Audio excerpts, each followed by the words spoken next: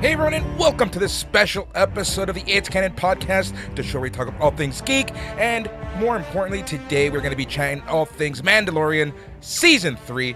Happy May the 4th day. We're your hosts, I'm Boris, and as always, I am joined by Phil. Don't get too impressed with all the fancy digs that we have going on here. We're always one step away from being condemned. We really are. You have no idea. How's it going, Phil? I'm doing well on this May the 4th in the year of 2023. How are you doing? I'm doing awesome. Super busy day. The day job's got me super busy, but I have to say things are going really well. Most importantly, because we have the opportunity to not only podcast, not only go through some geek therapy, but most importantly, we get to chat Mandalorian Season 3, because, you know, we kind of teased this a lot. We talked about it a lot, but a lot of our thoughts were kind of kept for this episode, so I'm really looking forward to doing a deep dive with you, because, you know, these episodes are always a lot of fun. Like, this is what I live for. I see that we're both wearing our Star Wars shirts. Why not? It's the day, right? Happy May 4th, everybody. I like this one. My return, or sorry, my Empire shirt. The Empire.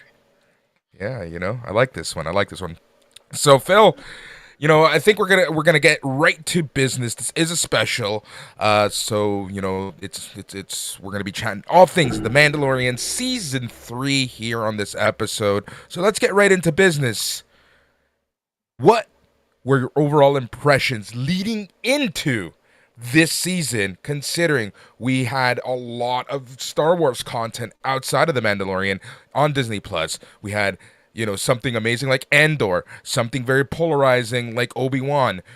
We had Book of Boba Fett, which kind of was also partially kind of Mandalorian season 2.5 in a sense, right? You know, so what were your expectations going into the season? Because, you know, me personally, it's one of those things where what I had thought this season was going to be was nothing. Was what we actually ended up seeing. So what about you?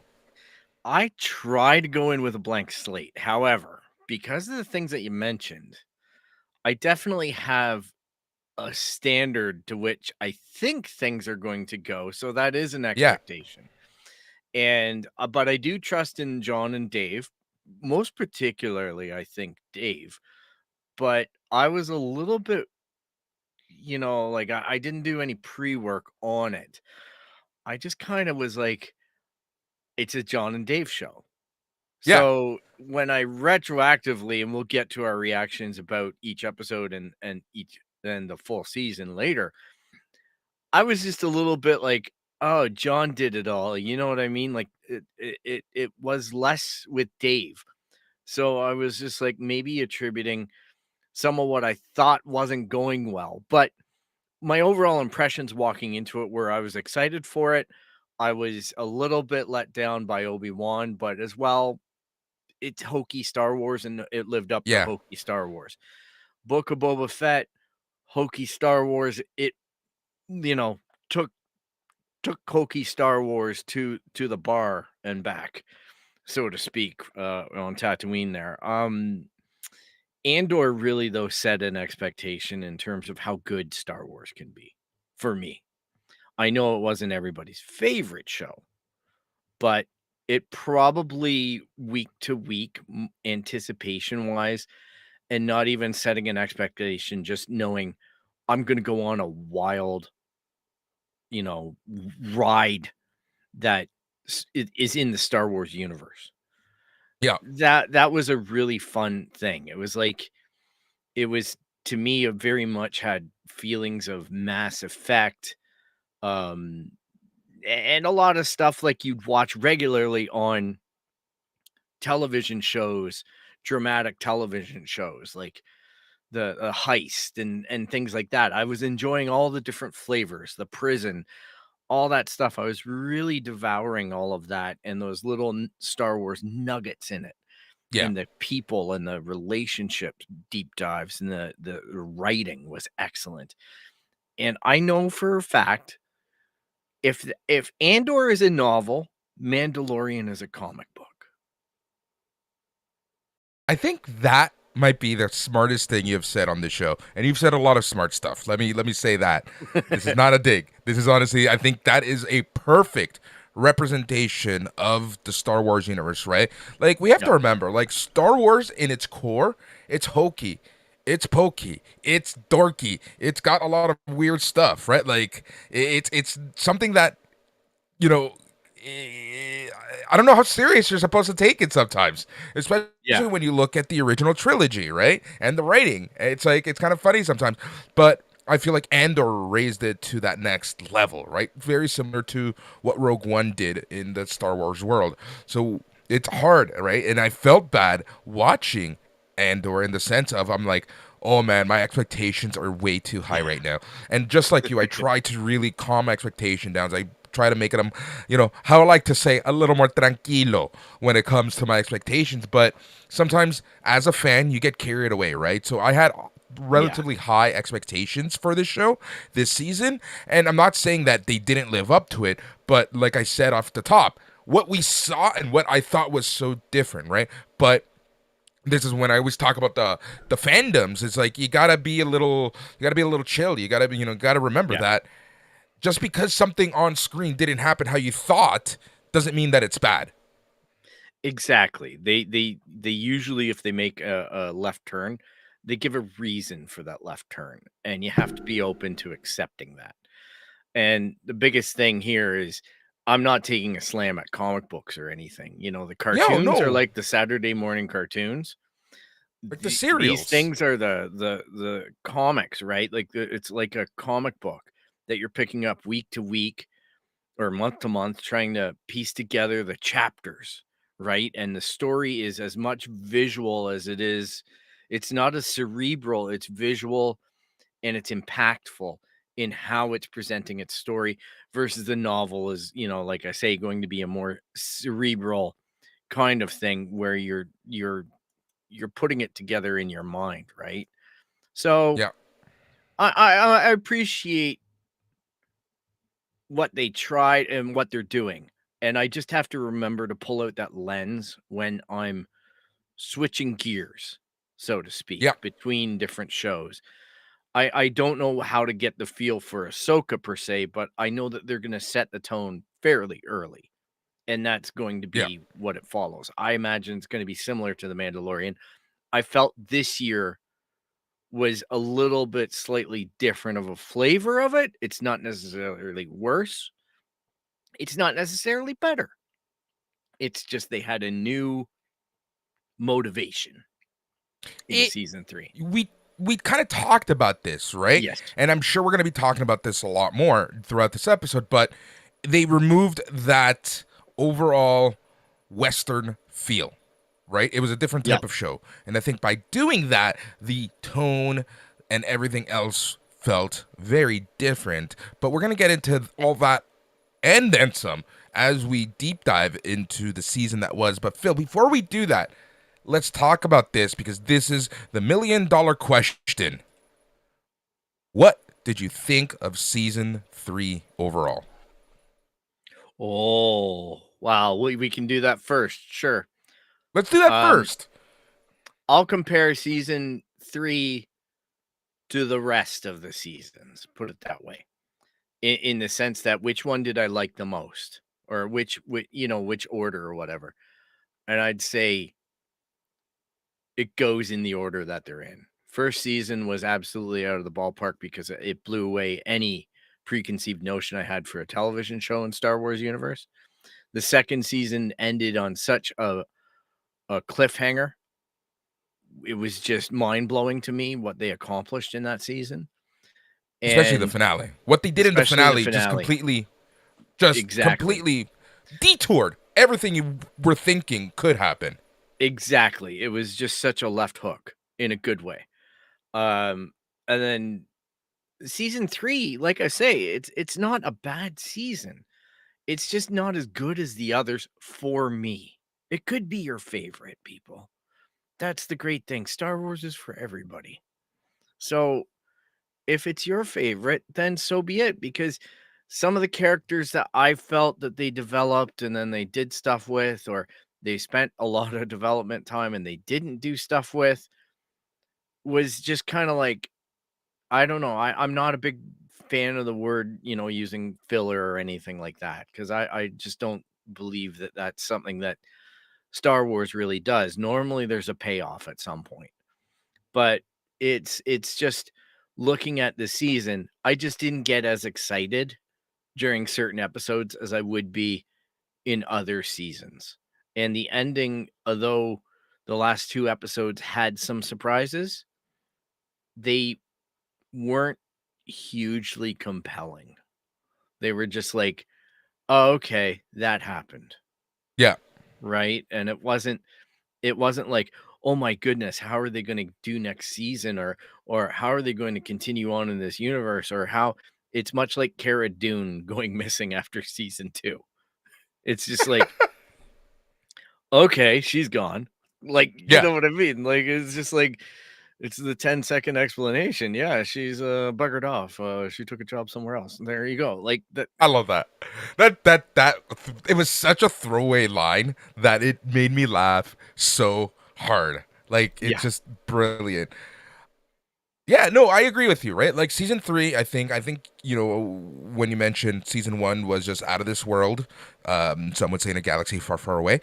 Season 2 was good, right? Season 2 was good, and I was kind of really pumped, and it kind of raised the bar, but I still like season 1 more. And season 3, again, while not bad, I liked it. I think I liked it more than you did, especially one particular episode, and I'm pretty sure that we're gonna have a lot of discussion around that episode. But I just think that it was so different from the other two seasons. And the unfortunate part is, I don't want to use filler either, but I feel like it was a jumping on point and the kind of like the beginning of Ahsoka and other shows Yeah. and the rest of the Star Wars universe for the television, because timing of at Star Wars Celebration when they announced the movie that's gonna have this Filoniverse, for me, it just the timing of it all was very sus, as my Yeah. young nephew would say.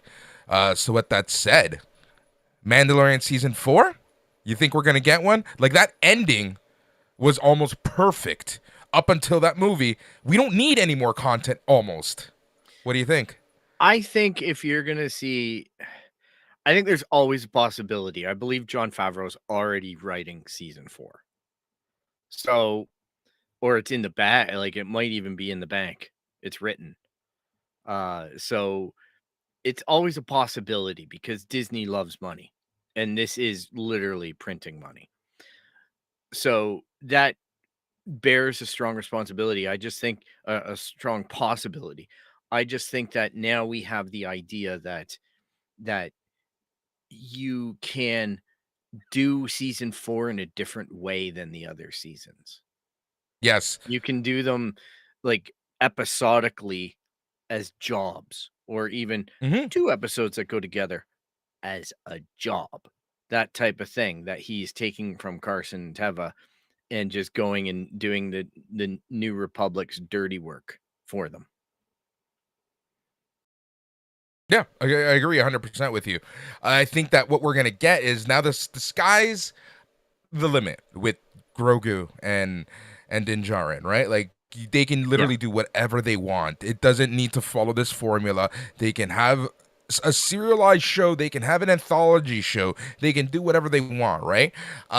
So I'm quite excited, and I think we're gonna get away from the main story, and it might be Grogu and Din Djarin's wacky adventure type thing, right?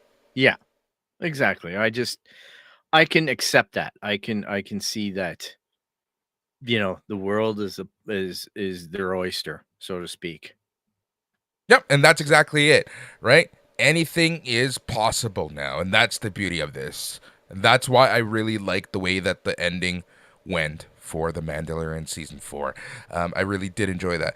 One of the not pain points, but one of the funny part that discussion points was this didn't feel like a strict Din Djarin show at this point, right?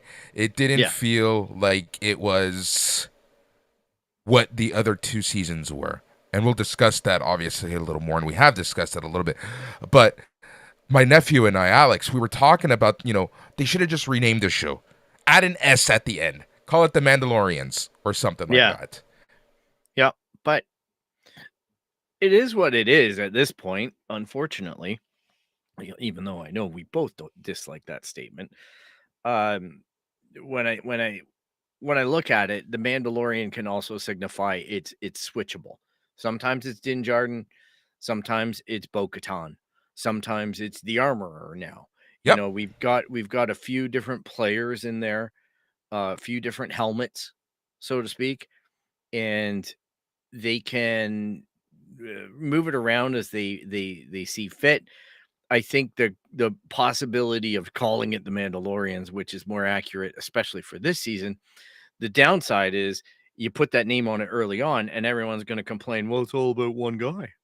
You know what I mean? Star Wars Well, fans, like, agreed. You know what? You're right. You're right 100%, right? Even if they did it this season, it's like, but Din Djarin's the main character. Why did they have to change the name? yeah, it's you're That's my damned if you fandom do, voice. and you're I damned use if that you voice don't. for. Agreed. Sorry. It's a I good use one. that voice for every fandom: wrestling, comics, Hello Kitty, Polly Pocket, whatever. My Little All the Pony. fandoms. My Little Pony. All the fandoms.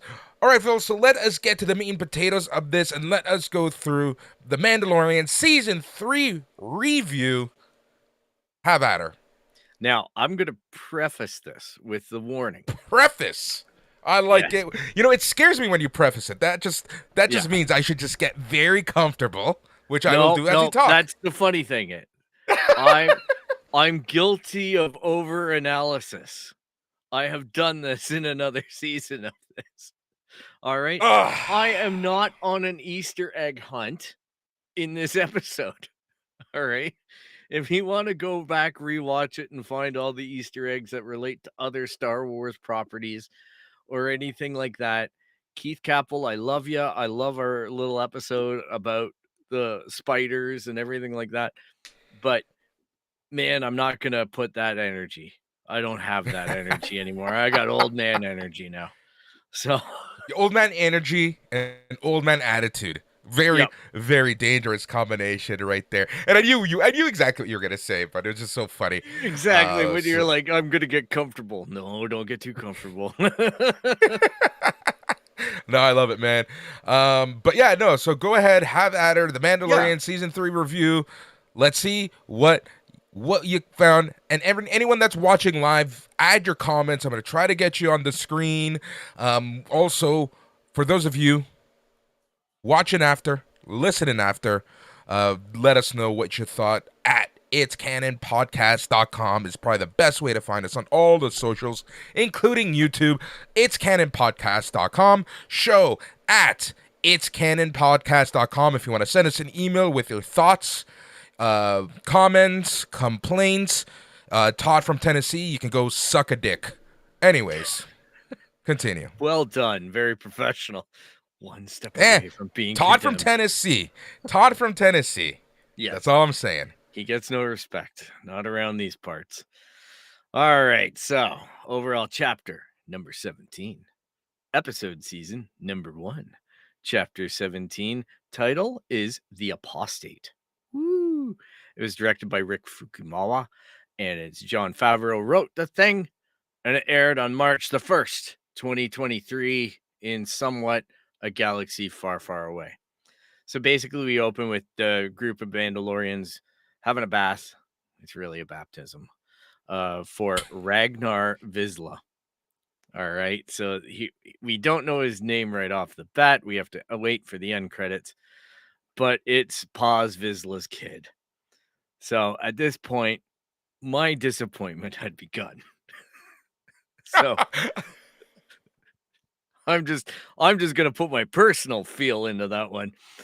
The laziest dinosaur snapping turtle ever seen in Star Wars emerges on a giant scale, and I know miniature filming is alive. I know. Yep. Actually, it was really good special effects. I will be fair. I was just criticizing the design of it. That's all. It was just like you couldn't find a mythological monster out of all the books, out of all the crap that's never hit the screen. But no, instead, it's, may as well have done a brown wampa. So, anyhow, we get confirmation. Like, basically, Din Djarin comes in, saves the day. You get the confirmation of essentially his path to redemption. The armorer tells him, like, look, you need to bring me the living waters of Mandalore, and I have a way of testing them. She doesn't tell him that, but that's the assumption, right? And anyhow, they go to Navarro. They meet the High Magistrate Grief Karga. We get to see a little bit of how Navarro is getting better and better, cleaner and cleaner, a more interesting city and safe to be in compared to, I guess, before, when you had the monkey lizards just being roasted. Now they're living happy in a tree. And Din helps him to get rid of Vane, the pirate. So the setup is already on. And then basically he gets offered the job of the marshal. He turns it down. He turns around and he wants IG-11. They give him to the Anzellans. I had to remember their name. The Anzella mechanics. Yay, something from the sequel trilogy. Probably one of my not enjoyable little guys, but a lot of people like them. So fair enough. They are comic relief, and that is a very Star Wars thing to do. So they revive it. Naturally, it wakes up. It's Tika Waititi Prime IG-11, and he wants to kill the child. So Honestly, that is one of the things I thought. I'm like, oh my god, this is what Tiki's movie's gonna be like. It's gonna be all like this. Oh my yeah, god. and here's Grief Karga. Actually gets a bust to himself. He never got one in Rocky. And they make it for good use. They knock down the IG-11 droid with it. So they leave Navarro. They encounter Gorian Shard, who, again, some people love him. God love you for loving him. I thought he was the most, like, the worst personification of a pirate king I've ever seen in sci-fi. But apparently the Swamp Thing found kelp and sits in a chair on a ship. And anyhow, they escape him, and Din and Grogu meet with Bo-Katan, who's sitting most interestingly on that throne, Okay. which she gets a lot of comments about. Yeah, I was gonna say that is. I saw an interview with her, and she was like just making fun of that scene, where even her husband was making fun of that scene. Basically, like, were you just longing, just chilling there? Is that how you chill? Have you been sitting there the entire time? Like, what's going on? Yeah, exactly. Yeah, in that same interview, I will say it was with Christian Harloff. Um, at least the ones I've seen. She talks about the fandom and how 70% of them love her, 10% are just like all right with her, whatever. 2% want her to sit on their face. It's been so funny to watch all the 2%ers on Twitter raising their hand. I'd sign up for that. So pigs will be pigs. Um so anyhow, they basically go there to confirm, like, that Mandalore is an option. So at that point, we get to chapter 2 or chapter 18, episode 2, The Mines of Mandalore. Rachel Morrison is the director. John wrote it. March 8th. They visit Pelimoto on Tatooine. They get R5D4. They hit up Mandalore rather quickly. So these are all things, again, in Like, previous seasons that would be quests that's the and take thing, an right? Like, entire episode. one So episode this season felt like 3 episodes previous seasons. One yes, episode this season was literally almost like a full season before. One episode this season were the 2 half episodes of Din Djarin that we got during Book of Boba Fett. yep. And that was the pace that I was having difficulty adjusting to. To be honest, it took a while to get used to having the first episode clearly state what the arc is going to be for the character and for the show. Now we've got, like R5D4 getting there, her modifying the ship, no discussion of money. Get him in the Yeah. ship. Boom, they're landing on Mandalore. Like, things are just rocketing, right? Like, he sends Like, them out to sample the atmosphere. The robot goes missing. He does a little song and dance with Grogu to stay in the ship, seal himself, do all this stuff, which I don't even know how that works. But anyhow, he goes and he finds the robot and he gets attacked by an Alamite, which looked like it was straight out of Doctor Who. As far as I'm concerned, it was a little bit odd, but a big monster, not surprising. We had seen it in the big monstrous people. We had seen them in the previews, and he and Grogu basically get rid of those guys, go down into the mines. And this is the funny thing. This was a fun episode. I enjoyed watching this episode, especially when they get down into the mines. But I didn't expect the significance of this episode in that Din gets captured rather easily, gets put on a spit. Basically, he's going to be rotisseried while they drain his blood, which was kind of morbid. Grogu haphazardly gets away in his little pram and somehow has figured out how to fly, right? And goes to the moon that has Bo Katan on it. And, like he's just pointing at dials like, hey. And, R5D4 is actually flying. I know that's the joke. But it was just, I'm grasping convenient. point. Yes. It was very convenient, right? And, okay, so let's pause right there because like the pacing. I want to focus on the pacing because this episode, honestly, this is where I'm like, whoa, did I like take speed? How much Yes. coke did I just do? Because like there was so much freaking going on, and that was a joke, people. So like the whole getting to Mandalore, in my opinion, honestly, that would have spawned 5 episodes and 5 different adventures previous seasons, right? Like, I'll kid you not. I thought we were going to end in Mandalore in the sense yeah, that the first time they do anything is going to be putting a foot on Mandalore, and we'd get a whole nother season about Mandalore.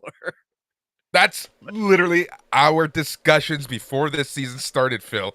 It is just absolutely unreal that the entirety of one episode was or 2 episodes, 2.5 episodes is what we thought the entire season was going to be. Yeah, I didn't know, and that's also as much as it's a disappointment.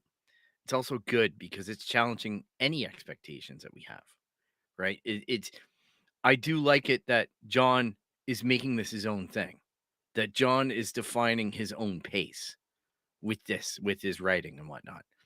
I just honestly, I know there's stories about why it was so convenient on the whole season was filled with these little conveniences, but I just wish there was more effort put into explanations or maybe different ways of accomplishing it. But they're the creative people, they own the IP.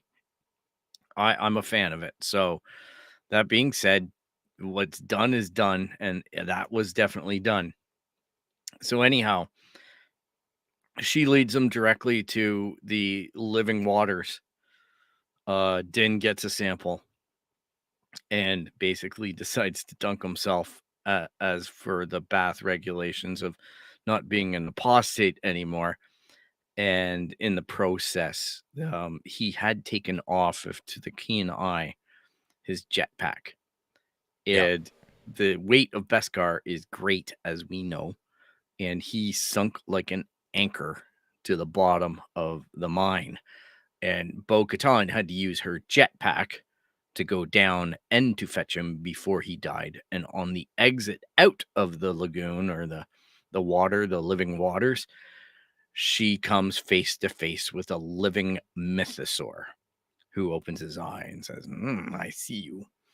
Doesn't try to eat her, doesn't try to react, doesn't do anything. It's just this thing like she's now asking what Boris just asked. Did I just take cocaine? Am I on speed?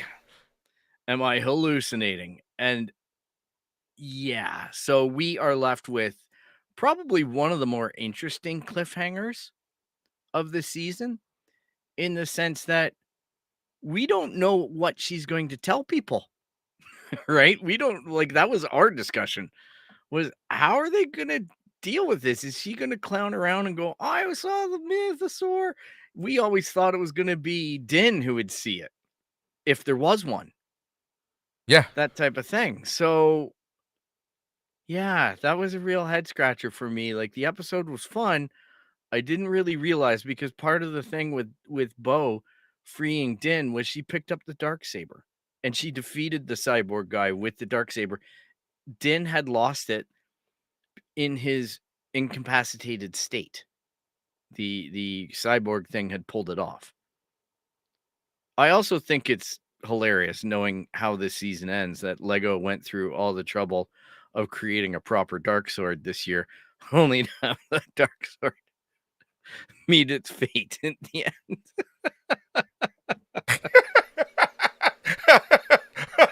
That's so Lego. So I know, right?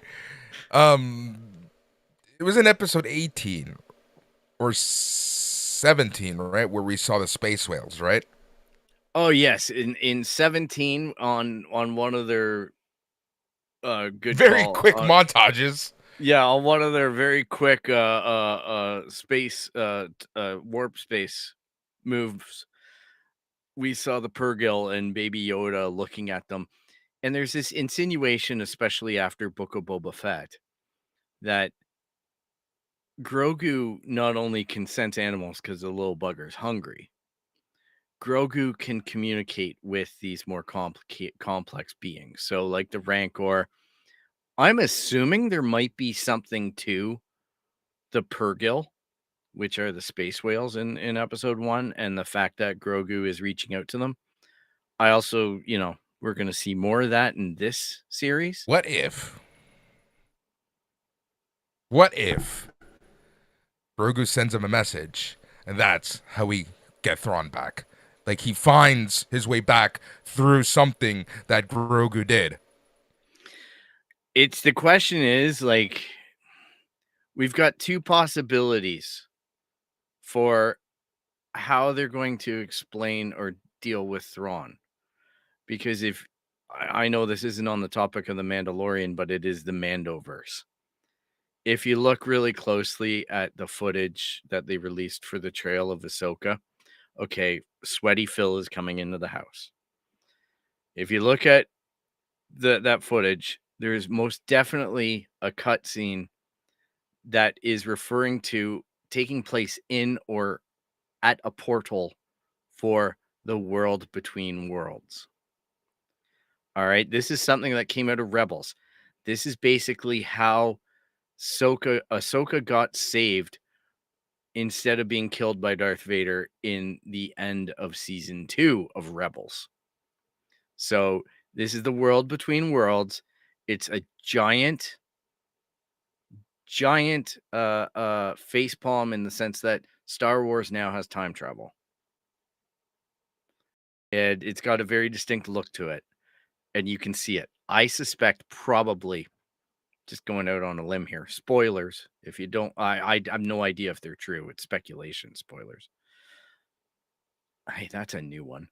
I would say that the world between worlds is probably going to be the source of where our antagonists for that show are, for Ahsoka are, or where they come from, which is why their ancient orange lightsabers are significant. It explains a lot, but it's also a possibility to shortcut to Thrawn and Ezra. But I think the real thing is going to be, for that season, to be searching for Thrawn and Ezra.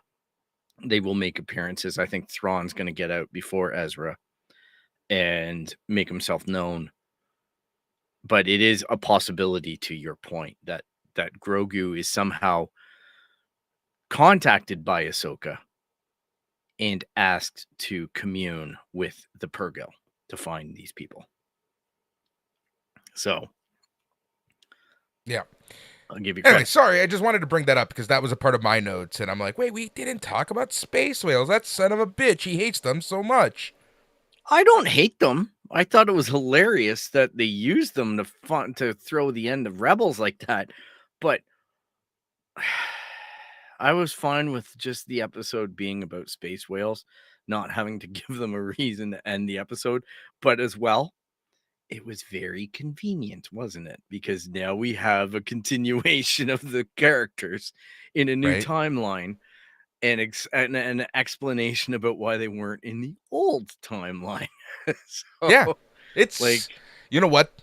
It's shoehorned, but it's shoehorned in such a way that yep, they actually thought about it. And I appreciate that more than them just shoehorning people for the yep, sake of shoehorning people, because that's what Solo was there for.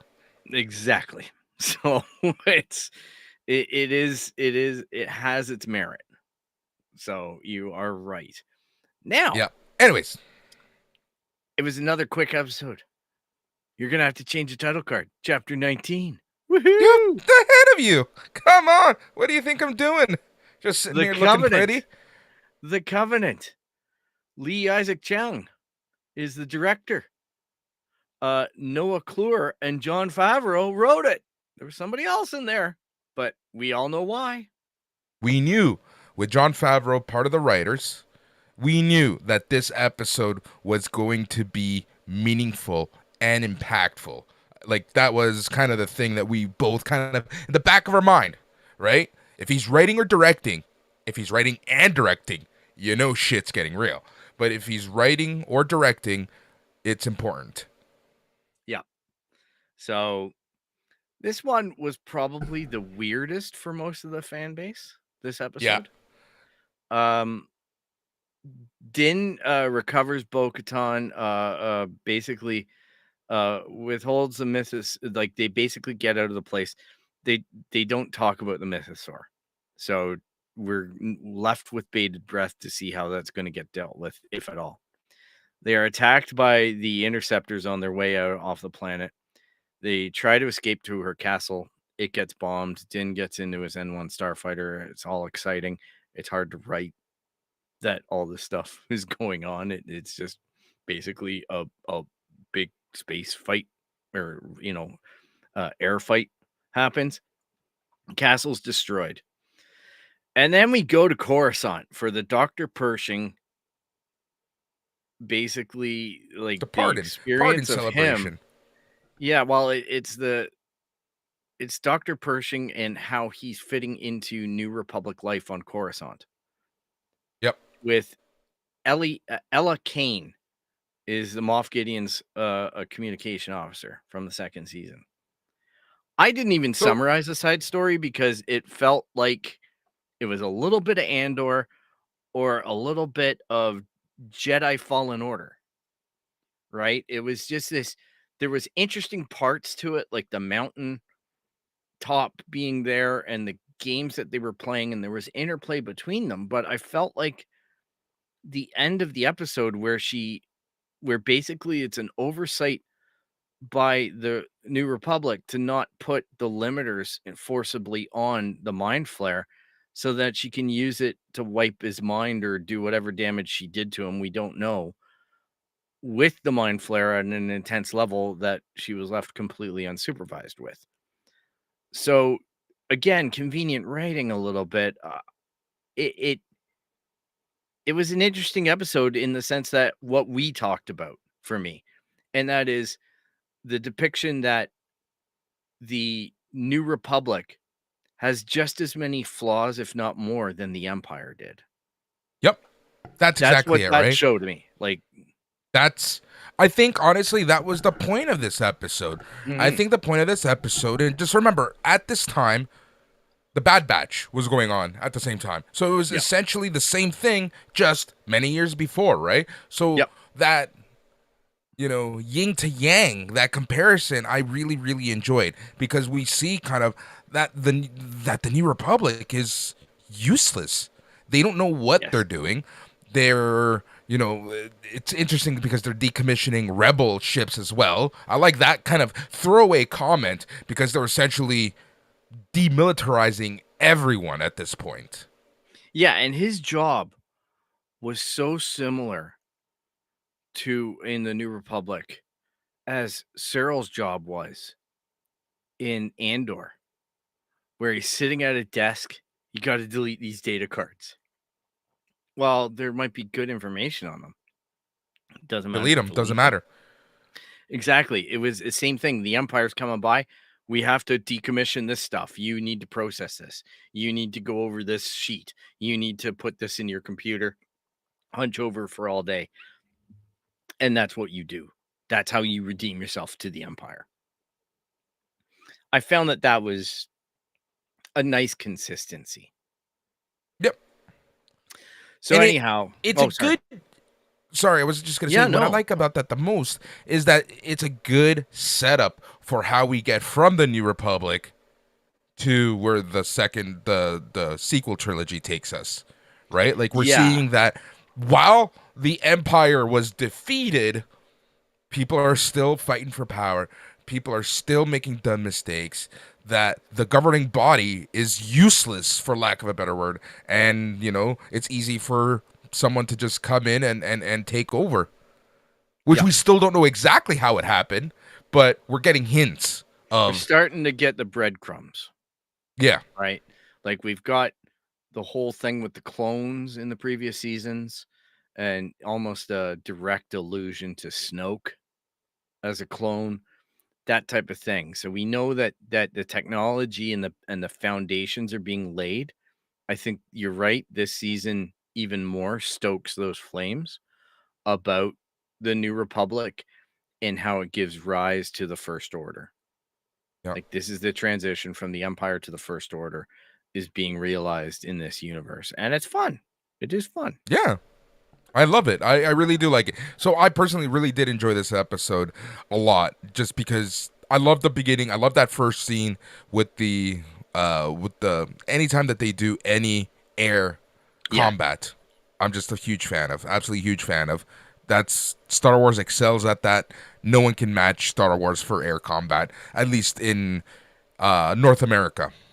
Yeah. The whole middle, the Beast story, I enjoyed that because, like I Yep. said, it's giving us that bigger world Yep. feel, and that's something that I've always liked about Star Wars. It's seeing that, we've always said removing ourselves from the Skywalkers and seeing how the rest of the galaxy functions. Yeah. No, I enjoyed the Yeah, episode more than most as well. yeah, For same. that, We both did. it's just for that episode in particular on a summary. There's like I say, there's no point chasing that dragon because I'm like, it, it the point is exactly what we've exposed in our analysis, right? So basically we get to the end of it and Din brings Bo to the hidden the Mando camp, and basically they get accepted as part of the tribe, part of the coven, right? That they've both bathed in the living waters and stuff's good, life's good. They're both welcome. It's verified.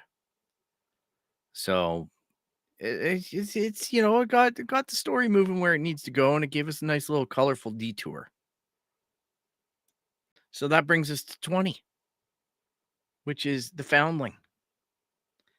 And Carl Weathers was the guy who directed this one. We know Carl. Everyone knows And Carl. John Favreau and Dave Filoni wrote this one together. So this is going to be one of those ones where I'm like circling my calendar going, yeah, there's probably going to be some meat with this one. Unfortunately, I don't know. I'm a little bit about This this. episode was by far my least favorite of the season, except for one part that made it almost my favorite part of the season at the same time. I'm so divided with this episode, but overall I think this is the weakest episode of the season.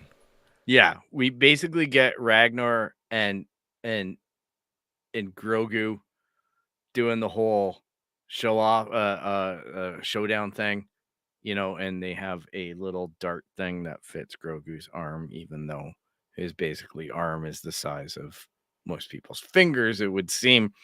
But Again, that's convenient. The kid Ragnar basically loses to Grogu, and a raptor is what they're called, comes down and takes him. And then we find out that the armorers basically jetpacks only have a certain range For this episode.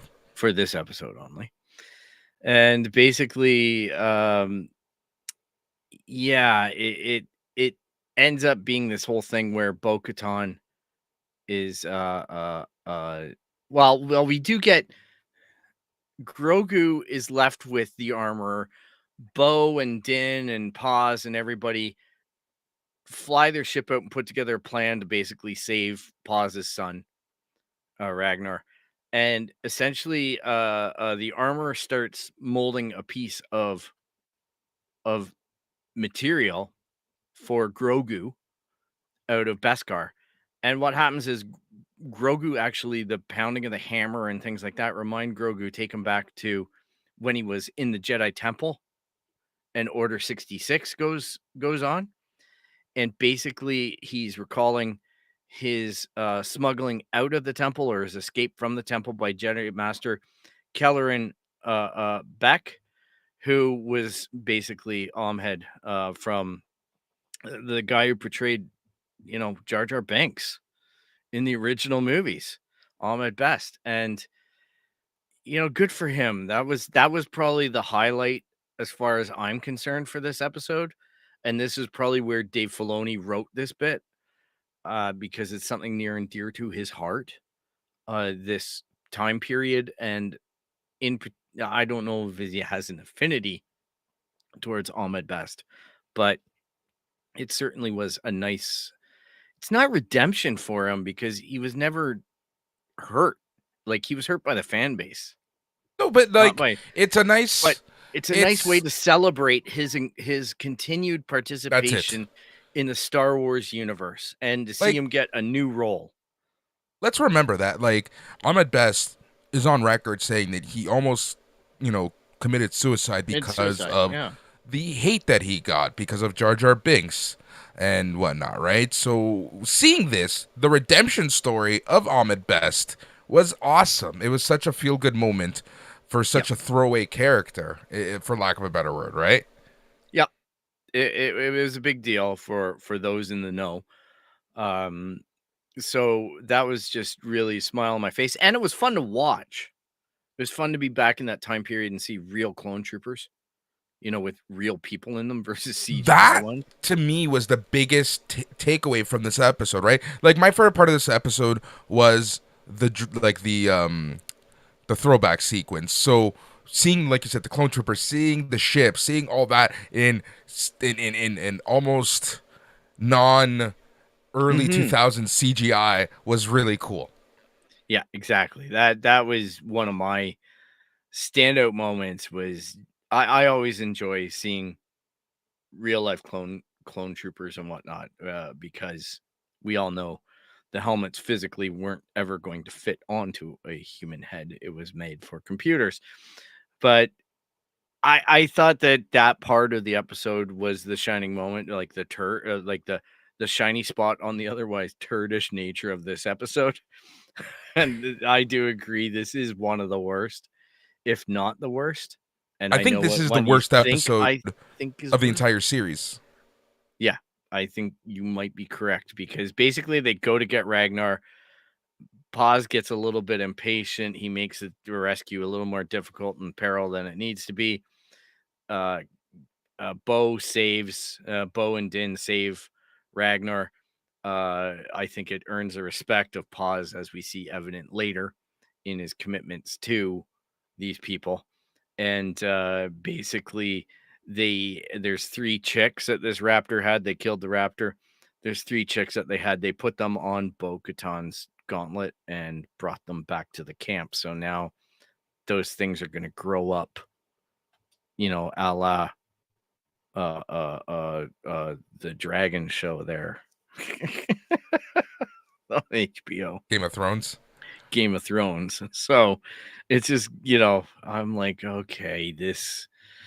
Please be careful with how you do this. Be more careful than you were with the Rancor monster, please. Don't make them grow up overnight and have Grogu riding one or something. Like, oh, I just cursed it, didn't I? You But 100% did. You know what's gonna happen now. yeah, we're gonna see Grogu riding a raptor. Man. All right. Any other feelings about that one? No, honestly, the faster we remove ourselves from episode number 20, Yeah, the the better better. we get the stench off. 21, The Pirate. Peter Ramsey directed, John Favreau wrote, aired on March 29th, 2023. Gorian Shard invades Navarro. Grief Karga contacts Carson Teva, who we all know from Kim's Convenience as Opa. Paul Sun Young Lee, Paul Sun Young. Anyhow, fantastic guy. We love him here. He's Canadian. He's in Toronto. He goes to the Friend Blue of the Jays show. game. Friend of the show. I recommend you follow him on his socials. He's one of the nicest guys you'll ever see. So basically, anyway, it gets Carson involved. In fact, Hasbro have announced that they are making a Carson Teva action figure. Yeah. It's in the I pipeline. love it because that's all he wanted. That's literally all he wanted. You would see him on social media just begging for the Carson Teva action figure. Exactly. So he is now an official Star Wars guy. So he always has been, in my opinion, the minute he put on that helmet. But yeah, he that's him. So basically, this is one of the episodes where we get one of our cameos because we get Zeb in the background. We get Dave Filoni with his hat on in the background. And basically, Carson tries to shop the idea that we are going that he can help Navarro because he's worried that the Empire is going to become involved in this. Like they're at the root of this. And he goes to Colonel Tuttle, who's played by Tim Meadows, who we all know from like everything. SNL. I know him from SNL more than anything else. A lot of people I, know him as the SNL character, the ladies' man, but he's in so much. he's in so much. Like I can't even count the amount of sitcoms I see him on and bit parts. It's crazy. It was kind of fun seeing him there. And essentially he reinforces that idea that we were talking about, that the Empire is too much into its own. It's got weaknesses. It's stretched too thin. It's playing politics. It's only going to member worlds. It's not going to defend the universe. That type of thing. It obviously bothers Carson. And The part of this conversation that stood out the most for me was when Teva was asked, have they signed, are they part of the New Republic? Are they signed on? No? Fuck them. We don't care about them. Yeah. Because that's the same attitude that got the Republic into the trouble it did. So it's like history repeating itself, right? Like it's kind of funny because it reminds me of that period in our world history between World War I, the Great War, and World War II. Yeah, exactly. We're doomed to repeat ourselves, so to speak. So basically, Carson tracks down the Mandalorians because they've still got R5D4, and he's got some kind of communication method that the rebels have used on R5D4, who we all remember from the 1977 classic Star Wars, which is why we're all here. And basically, the Mandalorians are all commiserating, like, oh no, we're found out, we gotta move. Conveniently, though, they debate on whether or not to go to Navarro and help them. And they hold a vote, and because Bo and Din say that they want to do it, Paz decides that he will sign up, which is that sign of respect from the week before, saving his little child from the Raptors. So, as well, though, Bo and the Armorer have a moment where Bo is getting a new pauldron because she lost one in a battle, and she asks for the mythosaur to be on it, and she lets the armorer know about her sighting of it, and the armorer is kind of like indifferent about it, right? Because I don't know if she can even comprehend what she's being told to her at that point. So, yeah. So, anyhow, off they go on that mission to basically help Navarro. Um, they go. They have a big battle with Gorian Shard. They defeat him, and well, let's just see here on my notes. Just want to see something. Bo assumes command on the mission to Navarro, and they defeat Gorian Shard. The Mandalorians settle their old encampment. Bo and the armorer have the old forge. They meet at the old forge on Mandalore. Actually, sorry, so I got the sequence wrong. They free Navarro. Then basically, Mandalorians get a new home on Navarro. They reclaim their old grounds. Man, the armorer goes through, basically lights up the fires in her old forge. She sees the basically she tells her that she sees the mythosaur. And she basically, well, she's told her that already. So anyhow, basically the armor says, "Hey, why don't you remove your helmet and go out and introduce yourself to the tribe as this version of you, because I now believe you about the mythosaur, and I think that that means that you're meant to lead us." So this is again the story moving very quickly in this season. Yep. So basically at this point we are they they're going to go, they basically decide to go to Adelphi, and that's where they're going to find their next adventure, because they need to get the rest of the Mandalorian tribe united. Lots of stuff happening, but not a lot. Until the very end. Yeah, until it starts showing up. Chapter 22, Guns for Hire, Bryce Dallas Howard. I know Boris has got a smile on his face. It was April 5th, 2023, written by Jon Favreau. This is, Plazar 15 is the name of the planet to find axe wolves. And they're basically mercenaries. And before getting, as they get off their ship, they're intercepted. Well, as they're flying in, they're intercepted by the planet's rulers. Captain Bombardier, played by Jack Black, and the Duchess, played by Lizzie. They have a separatist droid issue, which I thought was kind of a nice thing, actually, for this episode, to have a separatist droid problem. Oh, wait. Sorry. Wrong series. Hey, there's my favorite. Because really, So if there's any episode that made me want a live action Mass Effect, this episode. Yeah. So basically, they have a separatist droid issue. They follow the trail to the Resistor, which is a droid bar. They convince the bartender to help them. He basically, it's the maintenance fluid is changing the programming or having an influence over these things. And that's all to do with Commissioner Highgate, who is played by Christopher Lloyd, which I thought that was an okay. I'm okay with all of the cameos, but I found Jack Black and Lizzo a little bit distracting for me personally. I can see that. I respect that. I wholeheartedly disagree with you, but I can see that and I respect it. Yeah, it doesn't kill the episode for me. I did enjoy the city. I did enjoy the concept of it. It felt like it was in a weird spot, but it wasn't, because it's exactly the cover that they needed to get to the meat of what they were doing. So they banish Christopher Lloyd to the moon, and Bo and Alex basically go down, fight.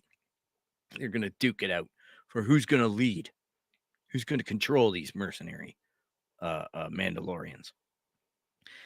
And then Din basically comes forward and gives the Darksaber to Bo, citing the technicality that he was defeated. She took up the sword and defeated his defeator, freeing him. So, thus being able to have a peaceful transfer that conveniently works into the story that they need to tell. So, I was okay with that though, because at this point, I'm so used to it doing this that I'm like, okay, who am I to complain? You know what I mean? Like, I'm just gonna hands up at this point and be like, oh, okay, so this is how we're doing it. And I did feel that that payoff at the end redeemed a bit of the episode for me as well. What are your thoughts on this one? Yeah, this one you really gave us Cole's notes on this one there, Phil. But really, you're covering the main plot of the Mandalorian season 3. So that just goes to show you how much this kind of had their whole point in finding and doing the who done it was to get to that point, right? The finding out where the others are. So I like that kind of side quest, Mm-hmm. but and I liked the technicalities, but again, like it's very Star Wars where it's just handed to you very conveniently, right? And Yeah. there's nothing wrong with that, but I feel like this season had a lot of that more than any other season. Yes, that is abundantly clear. And yeah, I'm going somewhat over the episodes. I even got some of them a little bit the sequencing wrong in terms of the details, but I expect most of the audience at this point to have watched, especially if you're going to watch a review episode of the season that's spoilery. Um, be sure to go out and watch it. My recaps are not meant to evoke excitement. And like I say, I'm trying desperately to stay away from going down the rabbit hole of the biscuits that they were eating in the Dr. Pershing episode and stuff like that, because those are the things that I really get sweaty over. And I just really enjoyed the consistency of the Doctor, like, luring him over into this more ambivalent role with how he wants to get his cloner information back, and but at the end of it, I just felt like none of it really matters because his mind's wiped. So I'm Yeah, like, it's quite literally an entertaining story each episode tells, and I love the locations and the ambience and everything about these places. But man, did they ever, like, woof, kind of drag their heels on some of this. Like, or not at drag their times, heels, yeah. but push stuff very fast to fit a very aggressive timeline. And I don't know how else you do it while having half-hour timelines. Like, most of these shows are half an hour, maybe an hour if you're pushing it. So, and again, it's hard to encapsulate with excitement. Dogfight. You know, I'm just like, Is it? well, It is. It is. It is. It is. It it's is. It is. imagine Top Gun, and that's what happened. Bo-Katan puts on the air brakes and gets behind the TIE interceptors and blows them away. So, and I know I had previously mentioned about Grand Admiral Thrawn's connection to the TIE interceptors. I am incorrect. It's TIE Defenders. That was his Fender. project. We have not seen those. So, my mistake, if you're keeping track, ladies and gentlemen. I didn't say it in this episode. I said it like 4 weeks ago. Yeah, you I did. know. I remember. Yep. I used it as a basis for my theory, which the theory was somewhat correct, but the foundation had a flaw in it. It's all good. Yeah. So basically, chapter 24, The Return, Rick Fukuwama. Did we go through 23? Yeah, that was just 23. Okay, sure. Okay. Lizzo. No, that was 22. Was it? Oh, well, I did Yeah. 23 for you. Yay. Well, if this is not a live show, I don't know what is. Yeah, remember 23 is when they go back to Mandalore with everyone. We get pirates and everything. And then 24 is Oh. the finale. Oh, yes. Sorry. You're right. I missed it. 23. The Spies. Rick Fukuhama. John Favreau, Dave Filoni. This one's an important one. April 12th, 2023. Ella Kane tells Moff Gideon about the Mando's desire to take a Mandalore. Gideon tells his Shadow Council, which this was all fun. The shield This from was cool because yeah. this had a lot of Easter eggs, some of which we should talk about. Yes. So first of all, Ella Kane, I thought that it was really cool seeing Coruscant the way it was. It felt very Blade Runner-esque, very cyberpunk. And she talks with a regular probe droid, which wasn't very subtle. But it does denote that she is talking to the Empire. So head meet axe, but it worked. So the Shadow Council had two people in particular that were very instrumental to take note of, and that's Brendel Hawks, who supplied the reinforcements, and the Praetorian Guards that we see pictured on screen from the sequel trilogy, or a variant thereof of them. And Captain Pelleron, who is the guy who kept on talking about Grand Admiral Thrawn. And he basically gets shut down by Gideon for Thrawn's lack of presence. He basically calls him out, and he says, you know, if you're going to bring him up, you better be here, and he's not here. So, And it's what's great is this goes to show you how disconnected and disjointed everything was right at the end, yeah, where they don't know what the fuck Thrawn was up to this entire time. They don't know where he is. They don't know that he's lost, right? Like yeah, they have no clue where Thrawn is right now. yeah. Well, he's claiming to be in touch with Thrawn, which Claiming. leads. Yeah, I don't know if those claims are correct, because there is a lot, like, they're not the most honorable amongst thieves in this room. You know, as they're calling, you know, Gideon out for having a program of his own, and he's like, "Oh no, I only do what the Empire tells me." And really, we find out later that he's trying Yeah. to imbue his clones with the Force. So, hence the whole child program of trying to get the child. So, yeah, it's just really, it was fascinating. It sets up a ton. It shows the disorganization of the Empire, and also how organized they are. That they're willingly talking about the strategy of trying to seem disorganized as warlords, like trying Mm-hmm. to be seen as warlords who are in conflict with one another. But yet Carson Teva has called out that he thinks that they're way more coordinated than what we give them credit for. And the New Republic is saying, nah, they're just warlords. They're just this. They're not talking to each other. They hate each other because the Emperor's dead. There's nobody leading them. But little do they know that they had this background little catch of the Shadow Council.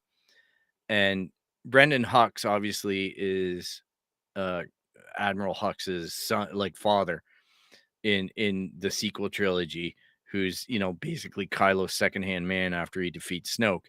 So he's kind of a buffoon in that series and whatnot. But Brendel was responsible for creating the First Order army, which is why Moff Gideon is going to him for troop and ship supplies. Excuse me.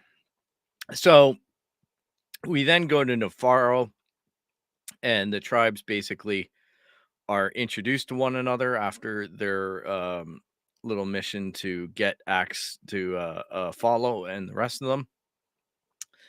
And they basically come up with the idea that they need to go to the Great Forge and light the fires. Before leaving, Grief presents Din and Grogu with IG-12. So, yeah. Okay. So, yes, and Moff Gideon and the Emily Swallow, who plays the armor, will be at the Montreal Comic Con in July. So if you're Yeah, looking really for it, looking forward to some that. autograph, that's where you go. Yep. Before leaving, they get IG-11, which again, I'm gonna call it out as it was weird for me, but I completely understand why they needed this in this story. I 100% appreciated it later. You, I you're thought, texting me at the time watching this live. You did my not appreciate this at the time. no, at the time I hated it. And I know a lot of people got a great deal of comedic relief from Yes No. To me, it is funny because I have rewatched it and laughed. You know what it And was? I You wasn't can finish. expecting it. Sorry. Yeah, go ahead. You know what it was? This type of humor is the humor that I absolutely loathe in the MCU. Yeah. It's That's what it was. It's the take this super serious moment, so much important stuff is happening, but let's get some lulls, let's get a haha in there. And sometimes, okay, cool, but it happens every single time that you cannot take these stories serious at all anymore. like it was bad enough that the Anzellan got out and bad baby and all that. Like that was enough comedic relief for me to have Grogu trying to figure out. Like I would have liked a more tense scene with Grogu maybe potentially putting Din or Grief into a position of harm type thing, or not being able to control it or something, like the time be spent like that instead of yes, no, yes, no. But it got his point across that he's got power and capability in this outfit, holding the fruit above Din's head, crushing it, putting Din into that situation of trying to manage him and realizing that the kid is no longer manageable. So those were the Yeah, messages that I got. And I also got the idea that Grief Karga, up until this point, didn't say he's got a name. It's Grogu. If you say so, Mando, right? That's what he yeah, says.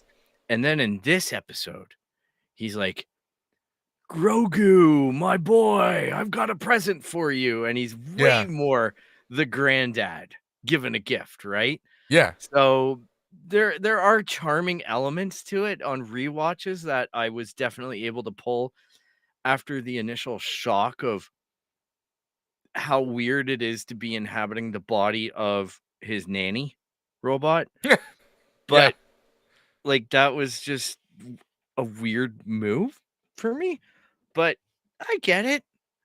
So, basically, they go to Mandalore. They and on the Mandalorian planet, it's glassed because of the bombs and the heat and, all the whatchamacallit. So, basically, those guys have been living on Mandalore. These Mandalorians, encounter them, which have never been seen on all these other visits when they descend in big ships. Uh, so this thing comes skating by like ice pirates. It's his boat that can skate on glass. So why not? It's a new Lego ship, I'm sure, in development. But we get space pirates and we get space buccaneers. So Mandalorian buccaneers. There you go. So anyhow, they basically get exposed in this episode to the fact that Mandalore is surviving in the places that you don't normally look. Under in the caves and in certain areas, the nature is returning. It's reclaiming the planet. It's actually way healthier than anybody would see from space. And then we start to get the idea that maybe Moff Gideon or maybe the Empire or somebody is spreading rumors to keep people away from Mandalore because, something else is going on there. So essentially, Bo and them get on the boat. Armorer takes off with a bunch of the injured Mandos, which again gave fuel to one of the worst speculation things ever to happen to Twitter and YouTube about the Armorer being the other spy in Spies. Um, so that was an interesting rabbit hole that the fandom went down. Well, one of the biggest things about the armorer, right, is that a lot of people think that the armorer is, you know, one of the Darth Maul Yeah, Mandalos I've that, seen you that know, as well in terms of because she's got horns on her helmet.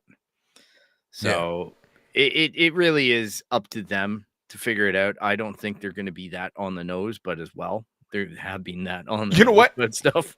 So That's the thing, right? Like, I feel like they leave it. They have options with that character at this point, but I feel like this yeah, character has gone through so much. Unless she's completely going through the motions for some reason, yeah. blah blah blah blah blah. Right? It just too again convenience. I think it's better to keep her as the mother of the clan than to have her try to oust or whatever. Her play to do that was now, but who knows what the future of her character is, because they did develop it a lot. She didn't appear in season 2. She appeared in Book of Boba Fett. She appeared in Hmm. season 1, and she got a fair amount of screen time on this, which, Emily is a good actress and she knocked it out of the park. So Yep. I'm just hoping that they don't do the character dirty, but that's life, right? Like, we are in their hands. So basically, one of the big tension points was Bo confessing to the fact that she gave up the dark saber to Moff Gideon because she wanted to save Mandalore, and in the process of doing that, she got betrayed, and it ended up becoming everyone's, issue. So they get the boat gets well. Actually, there's another big fight too between Paws and Axe Wolves. There's a big confrontation between the traditional and the non-traditional Mandalorians. That Bo and Din basically say we can't intervene because we're gonna look like we're taking sides. And And I like how the armor was kind of like, we knew this was gonna happen. Let them get it out of their system now. well, she was, I think, fucked off at that point, but maybe not. But it doesn't No, matter. no, Yeah, no. it She was needs there. it needs to happen. Yeah, it needs to happen. Like, this has to work its way through. The course must be done. Another pearl of wisdom, right? So at that point, though, Grogu steps in with his mighty IG-11 armor and and diffuses the situation with the yes or no button, and his strong armness of being able to hold the parties at bay, which I thought was a good compromise. I was okay with that. It's Grogu was proving himself that he's a character that can take action in this suit. He's not just a yes no button, and do more than crush fruit. So Yeah. I did enjoy that he just basically acknowledged that he's not as fragile as maybe we think he is. So they basically get near-ish the Great Forge, and a big monster that they've never seen before, even though they've been living there for years on the glass planet, erupts out of nowhere and smashes the ship to shit. And at that point, we see them go down to find the Great Forge, where the guys are like, "Hey, we know the way. Here we go." And underneath there, we see more jetpacks coming at them, and they're stormtroopers wearing Beskar. So we get into a big fight. Uh, Axe Wolves takes off because he says, "I'll go get the fleet and get everything sorted up there, and I'll return with reinforcements." So he flies off in his jetpack, and basically we have Din, like, through this whole big battle of only being able to shoot these stormtroopers through vulnerable points because you can't just blast them because they're in Beskar.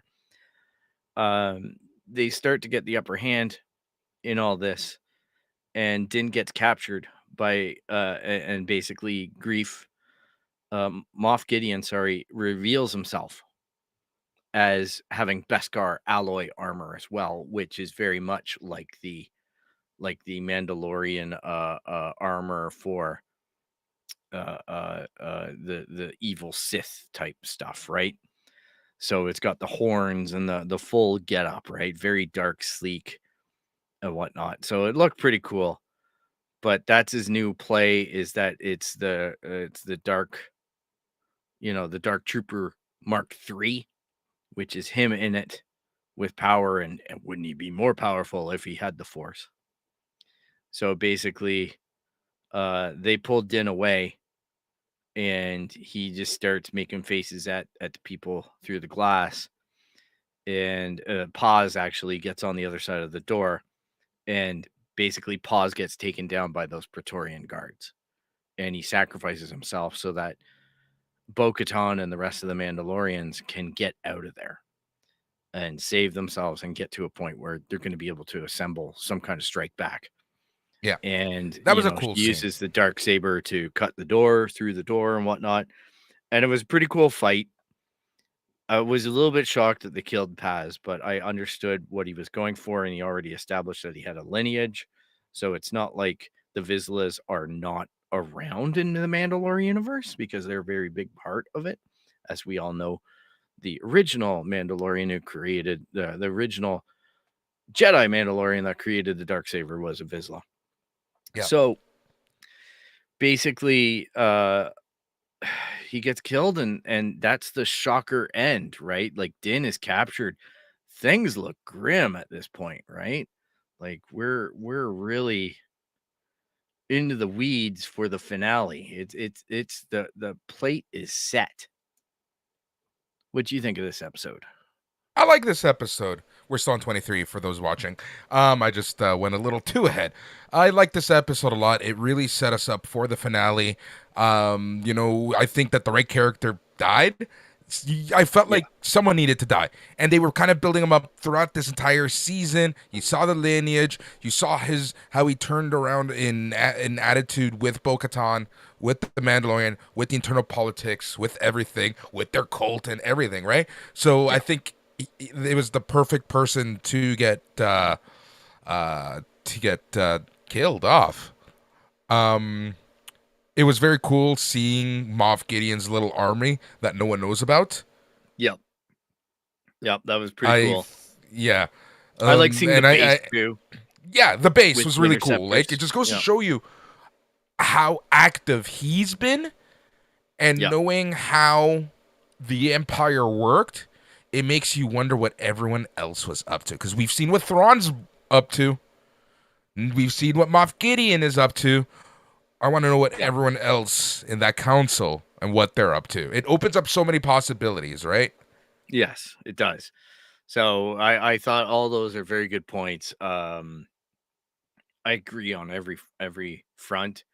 It was a question to me about, in the finale, is there going to be more losses on the Mandalorian side? Right. Is it going to be the end of Moff Gideon?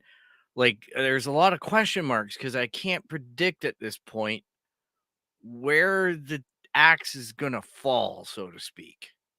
Right? Where the Darksaber is going to fall. Yeah, where the Darksaber is going to fall. Exactly. It's a lot of stuff is on the table at this point. Yep. Which, does bring us to chapter 24, the return. Rick Fukuwama, Jon Favreau. Rick is the director. John's the writer. April 19th, 2023.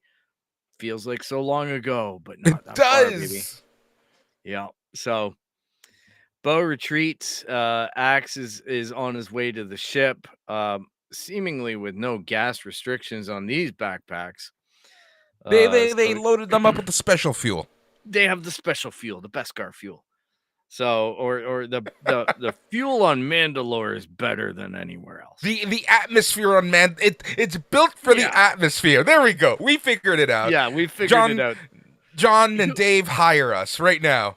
Exactly. You don't need summer and winter gas. You need Mandalore fuel. Mandalore seasoned fuel. So anyhow, we then Axe goes up there and basically tells everybody to get hell down there, because they need help now. So they man all the ships and get into assistance mode. And then basically Axe decides, you know what? I'm going to crash this ship. You can see him like, I'm bringing this thing down. I'm bringing this thing. And he's the only guy flying it. So it's just like any Star War where you have a single person flying something, you're going to hit shit. So, so the writing was on the wall there. Din somehow gets free so easily. He's just like, he really does. I know, he's just walking along and he's like, oh, your shoelace is untied. What? Boom. Ah! And then it's like Keystone Cops, right? Seriously, never take Pedro Pascal for a walk when his arms are tied. Exactly. It's we learned in 2 shows in the past 3 months, you just never walk them to a cell. Exactly. He just can't be caged, that man. I'm telling you. So basically, uh, he finds Grogu. The two of them start journeying to meet up with the team, I guess, at this point, or get Gideon. I don't know what the declared thing is anymore, but essentially they come across Gideon's clones. They destroy those, which were creepy. And basically, it established that whole comment about him trying to imbue his clones with the Force. Yeah. So we get the big battle because Bo-Katan and the rest of the troops arrive and they start going nuts in the base. And we get the prolonged battle. Din and Grogu make a final stand against Gideon and the Praetorian Guards. And it's pretty interesting the way that I thought there would have been more, Grogu trying to fight with Praetorian Guards or something, which would have been really interesting. But, he basically was just dancing around on the light fixture while Din did his work. And then basically they come together. Bo finds them, helps them take it all, resolve the whole issue. And in the battle with Moff Gideon, he uses the superpower strength of the suit to crush the dark saber. He wrenches it and kills it, and basically that thing is toast. So at that point, he's just going on the bad guy soliloquies and whatnot when Axe crashes in, causing a giant fireball, which basically consumes Moff Gideon. And Grogu, a la Kanan Jarrus from Rebels, uses a force shield to protect himself and Bo-Katan and the man and Din Djarin. Um, it's interesting because they spent so much time with the building of the medallion that Grogu had on his chest, and I figured that that would have come into something like the Praetorian Guard, or a shot hits Grogu, and Din is like, "Oh my god, my baby Grogu is hurt," and then it'd be like, "Fooled ya, I got Beskar, baby," that type of thing. I figured there was going to be something like that, and there wasn't at any point this season, which was, I'm sure, it's in the cards. Um, yeah, he does the force shield after the battle. They they relight the forge. Din formally adopts Grogu because he couldn't have him bathe in the waters of the living waters of Mandalore to become one. So he adopts him in order to get around that technicality and start giving him proper training. And we see again the whole mythosaur when Grogu's standing near the floor or near the living waters, the mythosaur opens his eyes. So Din then goes out and meets with Carson Teva and gets, the head of the IG droid in exchange for basically being a good bounty hunter for Carson, like to take on jobs that are ethical and whatnot in support instead of being the bad guy, so he can teach Grogu how to do good. And he uses the head of the IG-11 to bring back IG-12 and gives it to Navarro to Grief to make him the marshal. So it solves that issue of what happened to Cara Dune, because we know that there were plans, at least from what we hear, to make her the marshal.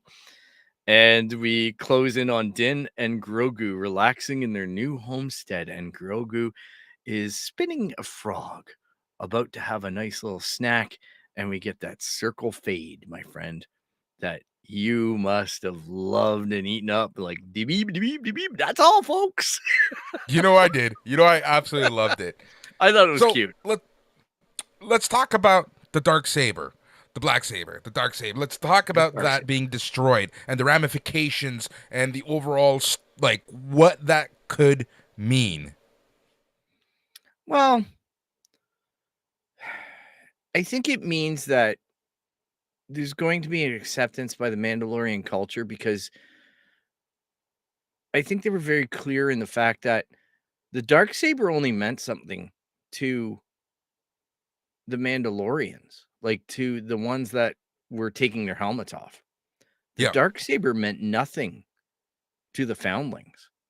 Yep, They exactly. they don't know what they did in this season was show these foundlings that grew up on the moon of Concordia and all these different places. To show these foundlings in this sect of Mandalorians that they don't even know what the soup tastes like. Right? That was in episode 2. Yeah. That she says, like, "You've never had this soup? Like, and you call yourself a Mandalorian?" You know, like that type of thing, like gatekeeping on the culture, right? And it's kind of like a little bit of fair play back. Like they built up Bo-Katan in the soliloquies and the experiences and the little talks. You know, Din told her on that ship, "Look, I don't care if you've got the dark saber. I don't care if you're the rightful ruler or not. The fact is, I'm going to follow you because you still have a story to tell, and you conduct yourself with honor." And that's what I'm responding to, is how honorable of a leader you are, of a person you are. That's why I follow you. I don't follow you because you got this thing. So I think at that point we established that the dark saber is something that has it can be something that we don't really need to think about as highly anymore. It's just it's a cool black lightsaber. You know what I mean? I think that they did a well enough job writing around that. That yeah, can the armorer have a foundling? We have a question. I don't see why not, but I don't see it's up to them to define the culture. It's up to the writers to define the culture. I don't see why not, but I also think it's very odd how the armorer joined the hunt party, like the party to return to Mandalore, whereas normally she doesn't join any missions. And that was one of the characteristics that called her out, at least into being exposed potentially as far as someone who might be a spy because she did something that Yeah. was out of character. Yeah. But But at I the think same it's really time, her just wanting to return home. Like, if the armorer goes out of their way to tell Bo-Katan, take off your helmet, I kind of feel like the armorer is already changing their entire viewpoint, right? yes, I think that that change has taken place. I think they're ready to move forward as hey, Alex. I think they're ready to move forward as a culture, um, together, realizing that apart they're weak, together they're strong. So that's always been Mandalore's weakness is when they are apart or when there's division, right? When they're working against each other, when Bo-Katan was working against her sister, the Duchess, Satine, right? That created division because she was joined Death Watch at that point. She was part of what she perceived as a problem, but she was unsatisfied with what her sister was doing as a leader. And then she came to realize that that was a mistake, but it was too late, right? And it caused the destruction of the planet. That mistake, that division that she helped to rot is what led to the glassing of the planet and Moff Gideon's control over it. And yeah, the Night of a Thousand Tears. Yep. So So yeah, no, okay. So the next question that I have for you, and let's talk about this. That's what is coming up. That's Ahsoka. This August, Disney Plus. We kind of touched on a couple things when at the start of the show, but let's talk about this a little more. What are you expecting from this show? And I ask you so that we look like complete fools when everything we say happens in one episode again. obviously, I think we're going to get the reestablishment of Thrawn as the major controlling Empire Lord, Empire guy until the transition to the First Order. I think that this is going to be a series that establishes his return and his control and basically exposes a live action audience to the true terror that is Thrawn. I also think that we're going to get resolution and reuniting Ezra with the crew. Yep. Uh, Oh my god. I'm like, tearing up just thinking about it. yeah, it's Hera, it's Sabine, it is Ahsoka teaming up again, which is going to be very emotional. And then we also have Jason Sindula, right? Like the kid of Kanan and Hera, that's going to be of a more advanced age.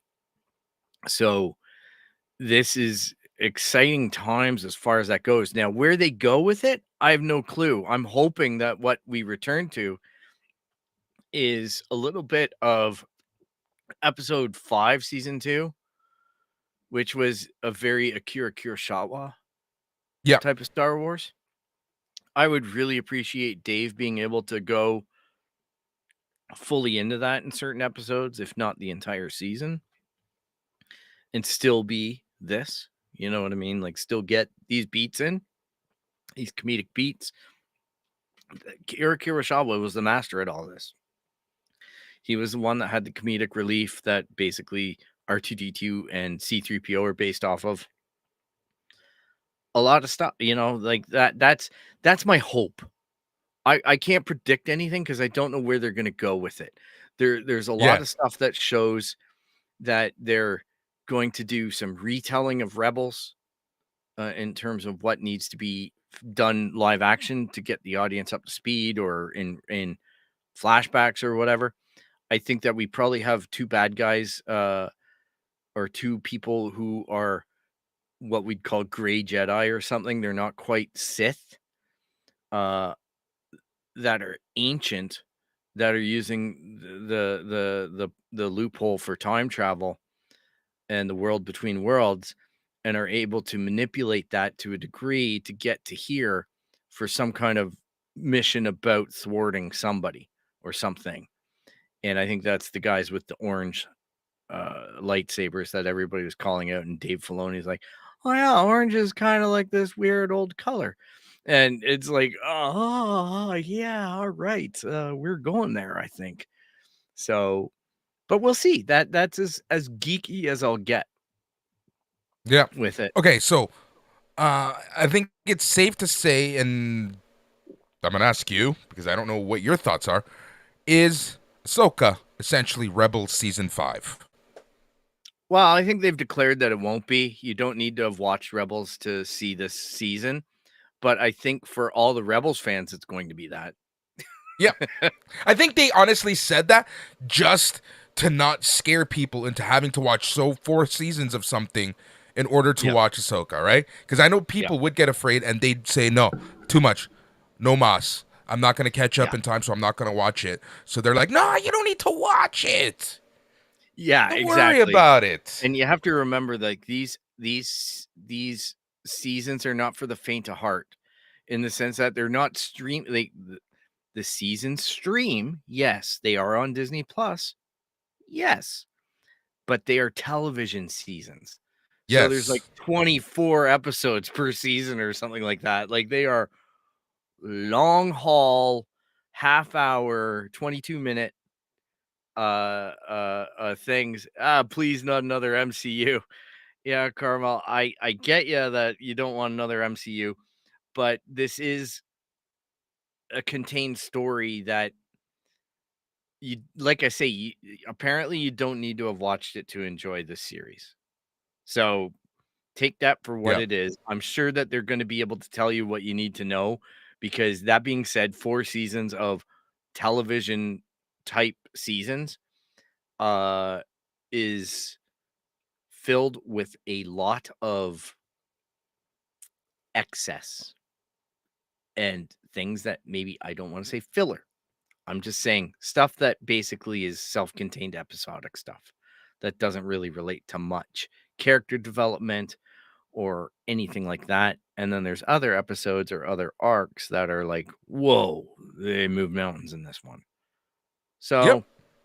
So, like a good summary of Rebels on YouTube would probably be not a bad place to go and just take half an hour out of your day, or an hour. I'm sure somebody's got a concise video, and I'm sure there's going to be 4 billion videos summaries of Rebels to prep people for Ahsoka with all kinds of clickbaity headlines of, if you're going to watch Ahsoka, you need to watch this right now. So Find out who Grand Admiral Thrawn actually is. And if it's by Mike Zero, it's going to also have in the headline that Kathleen Kennedy is going to be fired tomorrow. So fucking true. Yeah. All right, Phil. Honestly, that was awesome. I just love geeking out, talking Star Wars. But I do think that this is the perfect time to bid adieu and let everyone know how they can get a hold of us. Certainly. You can track us down on www.itscanonpodcast.com. You can look us up on all of our socials, Instagram, Twitter, Facebook, at It's Canon Podcast. You can email us at show@itscanonpodcast.com. You can even find us on YouTube at It's Canon Podcast. You can subscribe anywhere where you find podcasts. You can even track us down on patreon.com/SNME Radio, especially if you like wrestling. Give them some of your monthly money and get access to all of their great content that they do, and Boris is a big part of that. And basically, if you like the video, if you like the podcast, leave some positive feedback. Let your friends know. If you're on the YouTubes, you can press the like button. You can press the subscribe to let you know when we have these Thursday little episodes or treats or whenever we drop them. And be sure to click the alarms bell so that you do get notified of basically when we do it. So thank you so much for taking your time to listen to me yammer on about The Mandalorian. And Boris, thank you so much for all that you do for our show and listeners. Anytime, and thank you to the listeners for giving us the past 2 hours as we get to really geek out and talk about what we love talking about, and that is Star Wars. Thank you to everyone. Honestly, thank you to everyone watching live with us. Remember, you should just watch live. You can be part of the conversation. One of these episodes on the main show, we're going to be having a mailbag type of episode, so you're going to want to get used to it. I'm going to start putting more effort into being more consistent. I think we've hammered stuff out. Today was a big test to make sure that it can handle a lot of what I want to do with the show. But thank you so much. He's Phil. I'm Boris. Thank you for listening, and goodbye.